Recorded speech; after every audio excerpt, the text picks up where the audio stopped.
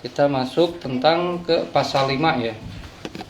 Paham-paham yang salah tentang pembatasan ibadah. Udah dibuka? Udah. Ketemu?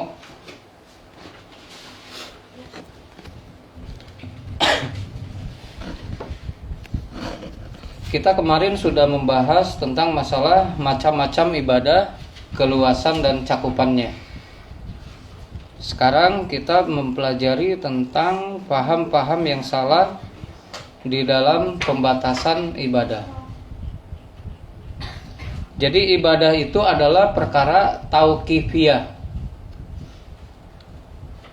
Ibadah ini adalah perkara tauqifiyah. Tauqifiyah itu artinya terbatas,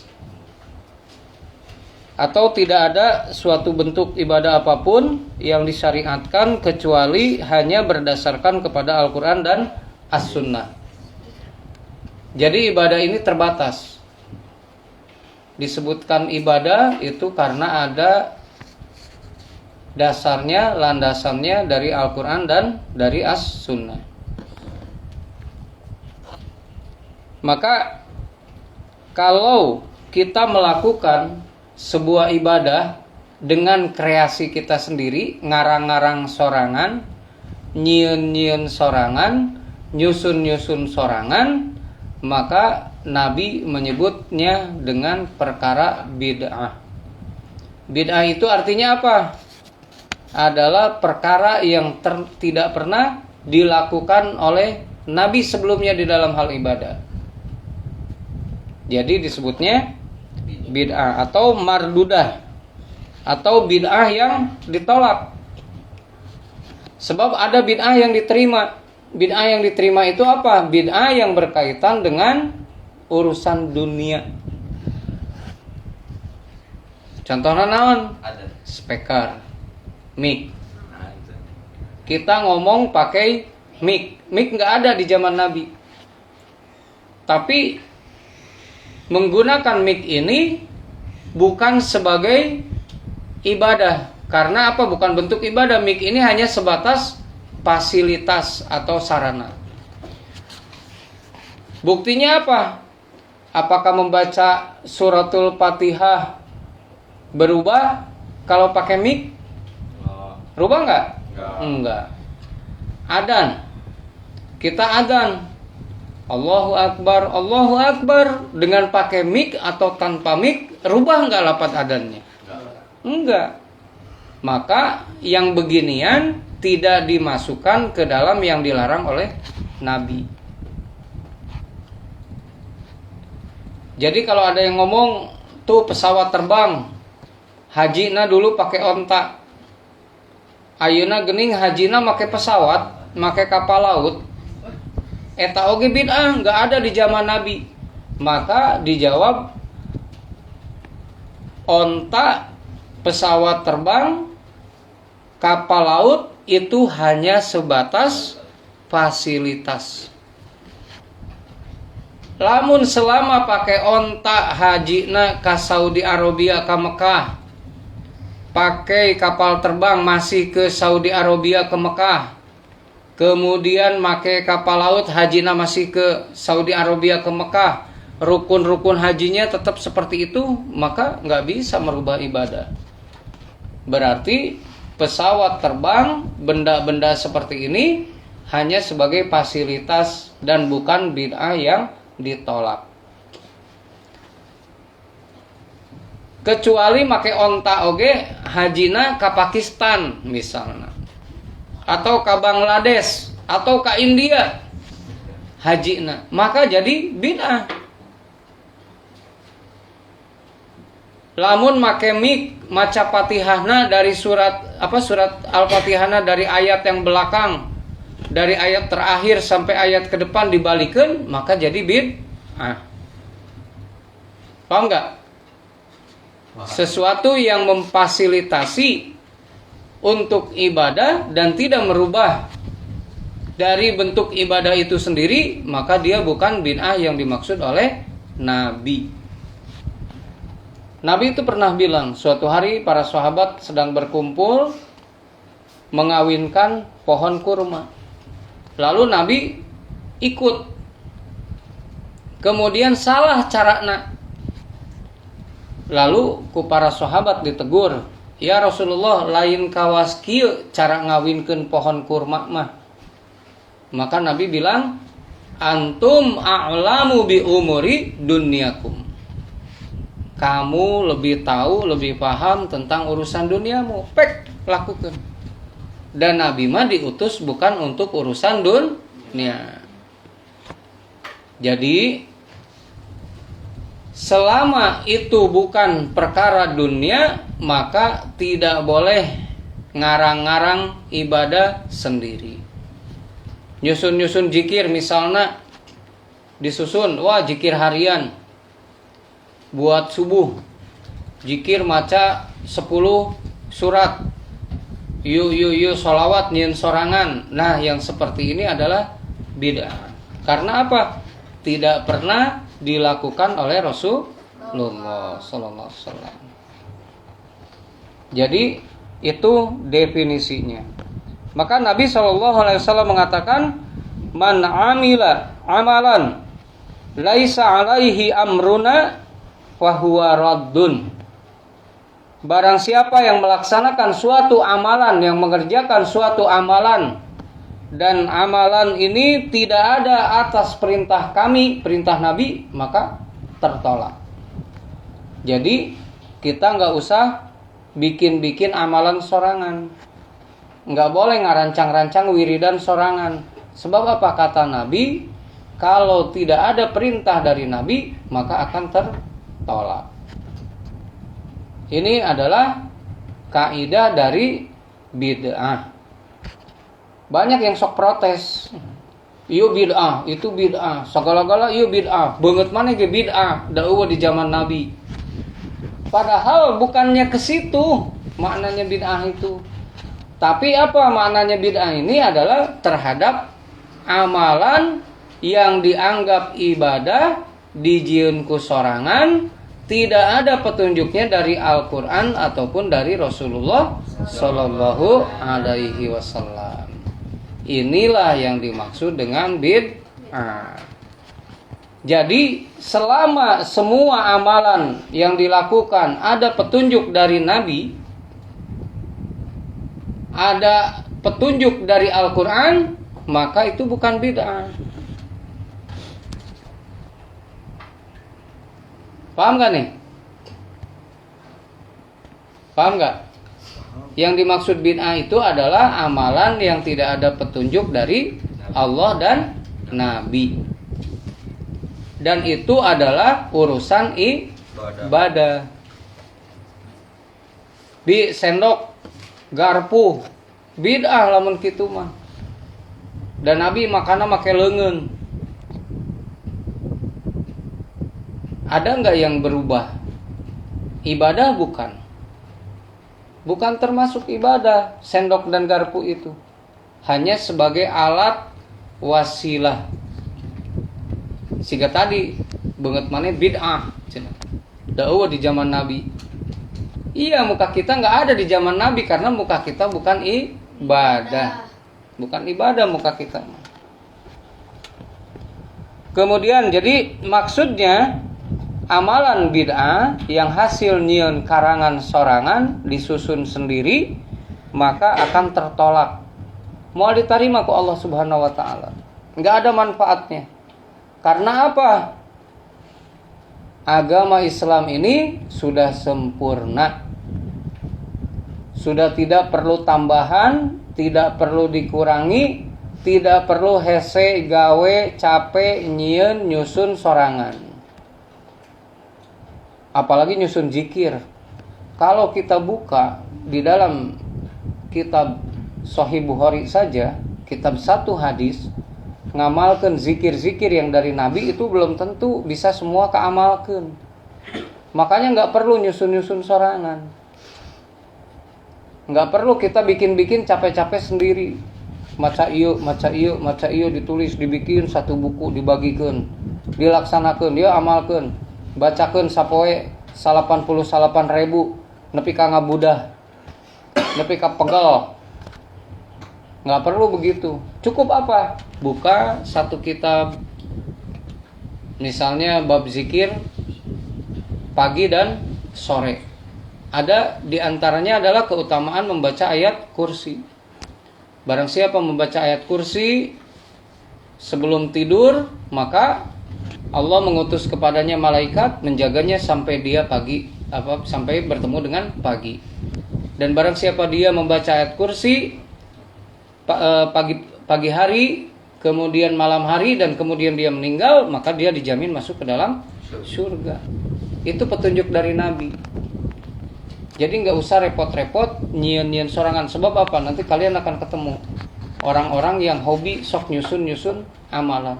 Yo, yang dibere tuh ya pelet tah amalan anak baca surat Yusuf. Ada itu tuh penyalahgunaan penistaan Al-Quran.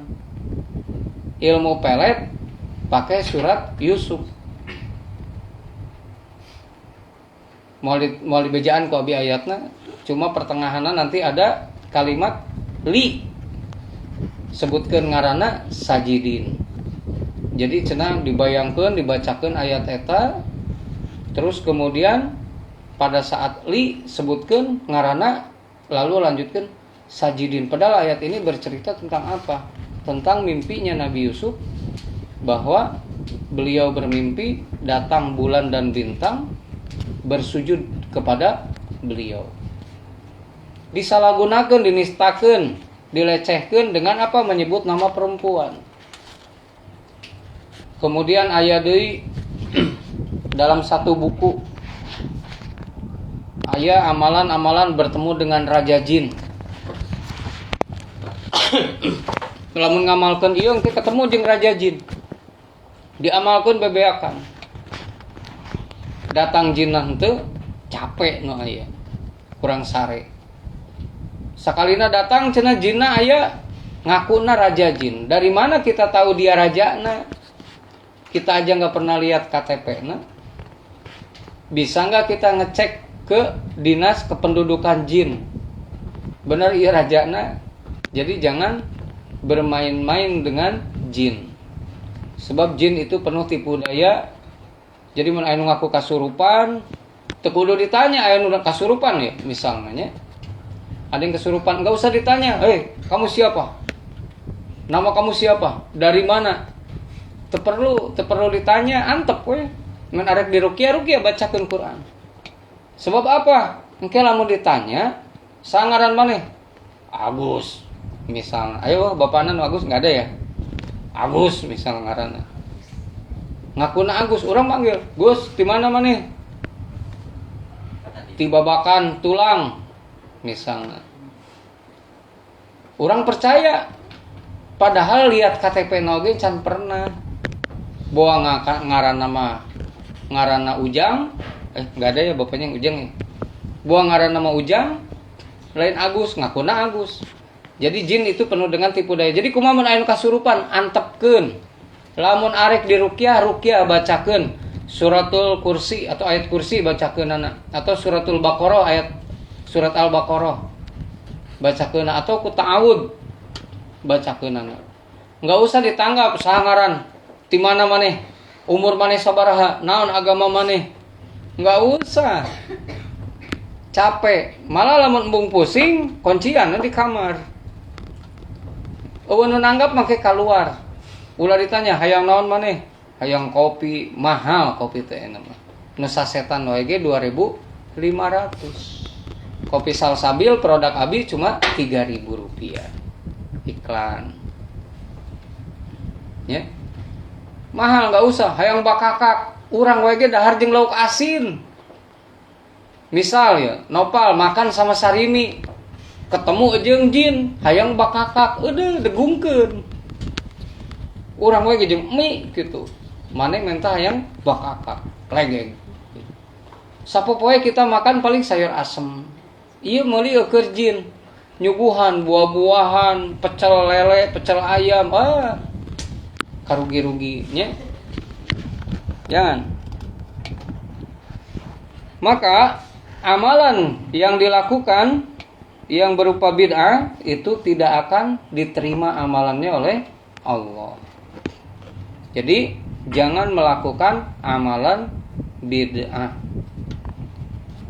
Dan bid'ah itu sederhana definisinya tadi, ibadah yang tidak ada contohnya dari Allah dan Rasul. Itu definisi bid'ah. Jadi kalau ada yang ngomong, naon ieu serba bid'ah, lain serba bid'ah. Bid'ah itu hanyalah terbatas kepada ibadah yang tidak ada petunjuk dari Allah dan Rasul. Eta sih sapeker, eta sih sepeda, motor, mobil, eta mah urusan dunia, bukan termasuk bid'ah yang dilarang oleh agama. Maka kemudian Allah Subhanahu wa taala juga di dalam banyak ayat mengungkapkan, di antaranya adalah di dalam firman Allah, wala tatgau. Allah Subhanahu wa taala mengatakan, dan janganlah kita melampaui batas. Jadi membuat syariat sendiri, menyusun syariat sendiri adalah termasuk amalan yang melampaui batas. Maka kemudian di zaman Rasulullah SAW pernah terjadi bahwa ada 3 orang sahabat yang melakukan hal yang berlebihan di dalam ibadah, yaitu apa? Melampaui batas. Disebutnya apa? Gulu. Gulu itu adalah melampaui batas. Maka ada yang pertama mengatakan bahwa ya Rasulullah, saya puasa terus-menerus dan tidak berbuka. Kemudian yang kedua mengatakan, saya sholat terus dan tidak mau tidur. Juga yang ketiga berkata, saya tidak mau kawin, hayang ibadah terus-terusan. Bayangkan, kurang kumaha bagusna ieu jelema. Nu hiji hayang puasa terus, embung buka puasa. Nu kadua hayang salat terus, hirupna. Nu katilu embung kawin hayang ibadah wae. Tapi Nabi sallallahu alaihi wasallam mengingkarinya. Karena apa? Berlebihan. Maka kata Rasulullah sallallahu alaihi wasallam, adapun aku, kata Nabi, maka aku berpuasa dan aku berbuka. Nabi wae berpuasa tapi berbuka. Kemudian aku juga sholat. Kurang kumaha sholatna aku, sholatnya Nabi, tapi Nabi tidur. Kemudian juga kata Rasulullah SAW, dan aku pun menikahi wanita dan aku tetap beribadah. Nabi tetap beribadah. Jadi jangan berlebihan di dalam beribadah. Karena apa? Badan punya hak. Badan kalian punya hak. Ada hak yang berupa untuk badan, ada kewajiban yang harus kita laksanakan kepada Allah. Seimbangkan. Ulah ibadah terus. Awakna sampai ka cungkring, kering, tensina rendah, leuleus segala-gala, kasenggol angin ngagaleong, katabrak laleur ngagubrag, saking kuleuleus. Katabrak ucing ngelabu. Ya. Ditiup ku babaturan ti tukang ngajolongjong karena leuleus awakna. Ada tapi yang pernah ketabrak kucing dan anjing jatuh. Ada. Oh, siapa sih Dimas? Ya. Ternyata terjadi ya. Kemudian ada 2 golongan yang saling bertentangan di dalam hal ibadah. Golongan yang pertama adalah orang yang mengurangi makna ibadah serta meremehkan pelaksanaannya. Mereka meniadakan berbagai macam ibadah dan hanya melaksanakan ibadah-ibadah yang terbatas pada syiar-syiar tertentu dan sedikit sekali. Jadi ada orang yang ngaremehkeun. Geus salat mah cukup salat wajib. Embung salat sunnahna.